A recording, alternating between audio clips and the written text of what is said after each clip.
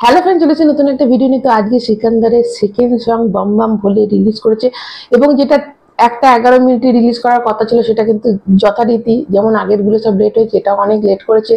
তার জন্য কিন্তু তার ফ্যানরা অনেকেই বেশ চটে গেছে যে কেন এত দেরি করে তারা ওয়েট করেছিল। তো তারপরে কিন্তু এটা যে গানটা হচ্ছে ধামাকেদার একটা গান এসেছে, কিন্তু এই গানটা নিয়ে অনেকেই বলছে যে চল বেটা সেলফি লে লে রে, এ বজরঙ্গি ভাইজানের এই গানটার সাথে নাকি ইন্সপায়ার অনেকটা একই রকম লাগছে। আমার কিন্তু শুনে কোথাও লাগলো না, বেশ সুন্দর ডিসেন্ট সং, তেমন ডিসেন্ট ডান্স রয়েছে। মানে মানে সলমান খানের যে সোয়াগ, সেই সোয়াগে নাচছে তো ভীষণ ভালো লাগলো আমার। মানে দীনেশ মাস্টার যে এনার কোরিওগ্রাফার, তো দারুণ কোরিওগ্রাফি করেছে। তো এই যে নাচলে যে ক্রিটিক্স গুলো আছে, যারা যারা হেটার্স আছে, তারা যে হেট বলে যে নাচতে পারে না, দেখো নাচ মানে এই নয় যে ঋত্বিক রোশনের মতন যদি তোমরা এখন সলমান খানকে বলো, কখনোই সেটা হবে না। এবং এই নাচটার সঙ্গে যেরকম ডিসেন্ট নেচেছে, দারুণ নেচেছে, এবং যেটা এর সাথেই যায়, সলমান খানের সাথে এই নাচটাই যায়, সেই জন্য সলমান খানকে এরকম ডান্স স্টেপই দেওয়া হয়। দেখো ঋত্বিকের জায়গায় এটা কখনোই এর সঙ্গে তুলনা করলে কেন যে তুলনা করা হয়, যারা এই বোকা বোকা এই তুলনাগুলো করে, ভীষণ সুন্দর হলো। এবং এবং তার সাথে যে কালার গ্রেডিং এবং যে ড্রেসটা পরেছে রেড কালারের, এবং রশ্মিকা বান্দানা একটা হোয়াইট সালোয়ার পরে, এবং এখানে কাজল আগরওয়ালকেও দেখা গেল, যেটা ভেবেছিলাম হয়তো দেখা যাবে না। 1 মিনিট একটা 50 সেকেন্ডের গান রয়েছে, অবশ্যই গানটা অনেকটাই বড়, কিন্তু এরম নয় যে এই গানটা কিন্তু এই সিনেমার মধ্যে এমনি দিয়ে দিয়েছে যে আগে একটা ঈদ দিয়েছে বলে এবার একটা হোলি দিয়ে দিচ্ছি, যাও হিন্দুরাও খুশি মুসলিমরাও খুশি, তা কিন্তু একদম না। এই গানটার একটা প্রপার রিজন আছে, গানটার মধ্যে নিশ্চয়ই অনেক কিছু হবে, যার জন্য বাকিটা কিন্তু ছুপিয়ে রাখা হয়েছে, মানে লুকিয়ে রাখা হয়েছে, যেটা সিনেমা হলে গিয়ে একদম আমরা জানতে পারবো। সেই জন্য গানটা কিন্তু অনেক ছোট করা হয়েছে। দেখো এই গানটায় শান, দেব নেগি এবং অন্তরা মিত্র, এই তিনজন কিন্তু এই গানটা গেয়েছে, তাহলে মেয়ের ভার্সনটা কিন্তু শোনাই হয়নি।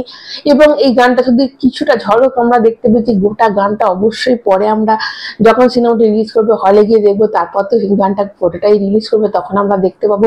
তো এইটা একটা খুব ভালো দিক যে লুকিয়ে রাখা হয়েছে। এবং দেখো যেখানে আর মুরগাদোর সাথে, তো এইখানে যে একটা ইমোশনের সঙ্গে যে অ্যাকশন থাকবে, এটা তো খুব স্বাভাবিক ব্যাপার।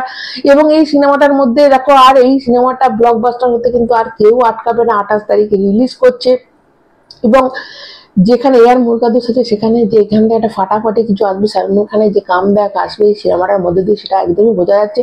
এবং গানটা যে এবারে হোলিতে যদি এটা ক্লিক করে যায়, হোলিতে যদি মানুষের পছন্দ হয়ে যায়, এটা কিন্তু হোলির সং আসতে চলেছে, হতে চলেছে হোলির সং। এতটাই ভালো, বেশ গানের যেমন লিরিক্সটা ভালো, তেমন মিউজিক ভালো, তেমন ডান্স স্টেপ ভালো। এই রশ্মিকা বান্দানা কিছুদিন আগে পুষ্পাতে, দেখো পুষ্পার গানগুলো কিন্তু অতটা হিট করে, সিনেমাটা তেমন হিট করেছে, যদিও তো একটা নাচে গানগুলোর মধ্যে অনেক ভালগারিটি আছে, মানে নাচগুলো স্টেপের মধ্যে, কিন্তু এখানে একটা ডিসেন্ট পরিবারের সবার সাথে বসে কিন্তু নাচটা দেখতে পারবে। এবং ড্রেস আপ, আগেটাতে একটা ব্ল্যাক শাড়ি পরেছিল, ব্ল্যাক ড্রেসে ছিল, দুজনেই ছিল, বেশ ভালো লাগছিল।